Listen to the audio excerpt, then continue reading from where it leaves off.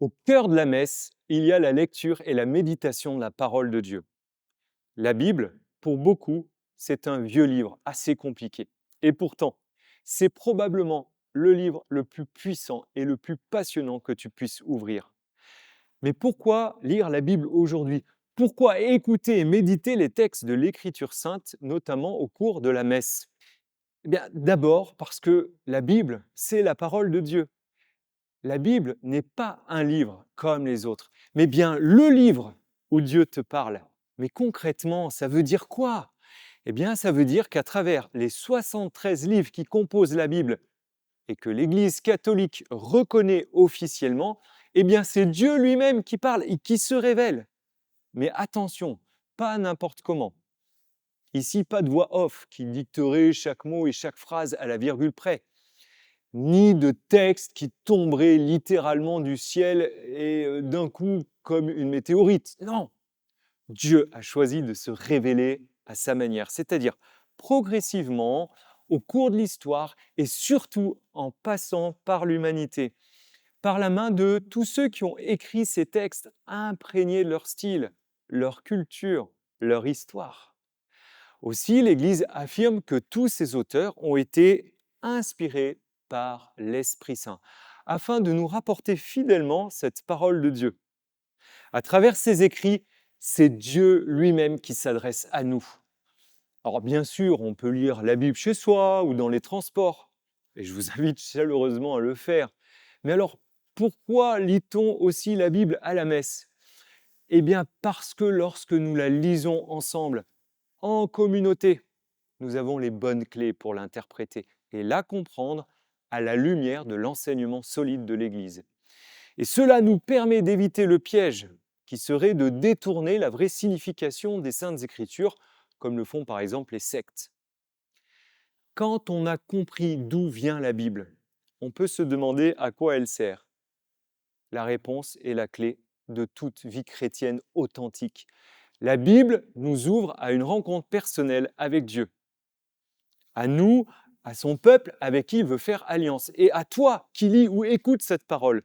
Oui, Dieu te parle, à toi, personnellement. Aussi, toutes ces pages, ce ne sont pas juste des mots écrits, il y a seulement des milliers d'années, mais une parole bien vivante et actuelle, une parole qui rejoint ta vie aujourd'hui, tes questions, tes doutes, tes désirs, tes combats, tes rêves. Cette parole, c'est Dieu lui-même. Jésus, Fils de Dieu, est la parole de Dieu. Il est le Verbe, c'est-à-dire la parole de Dieu incarnée dans un homme, Jésus-Christ. Les prophètes dans l'Ancienne Alliance ont annoncé la venue du Christ pendant des centaines d'années. Aussi, quand Jésus parle, c'est Dieu lui-même qui nous parle. Et ces paroles nous communiquent le cœur passionné d'amour du Père du ciel qui nous aime tendrement et qui a de l'amour pour chacun de nous. Parfois même d'ailleurs, un verset peut te toucher sans que tu comprennes vraiment pourquoi. Certains chrétiens se sont convertis en entendant une seule parole qui a fait basculer leur vie. D'autres y ont puisé réconfort et lumière pour avancer dans les épreuves. Et c'est ça, une parole vivante. Elle agit en toi, elle t'interpelle et elle te nourrit au quotidien.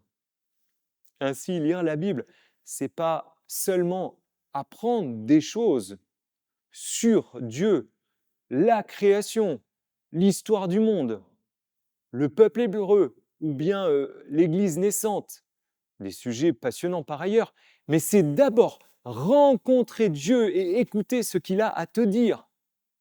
À travers les nombreux récits de l'Ancien et du Nouveau Testament, tu découvres progressivement qui il est, pourquoi et comment il se manifeste et de quelle manière il s'adresse à toi.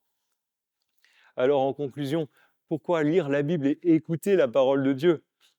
Pas pour cocher une case ou simplement acquérir un peu de culture, mais pour écouter Dieu, pour le rencontrer et laisser sa parole agir en toi, façonner l'homme nouveau ou la femme nouvelle que tu es appelé à devenir.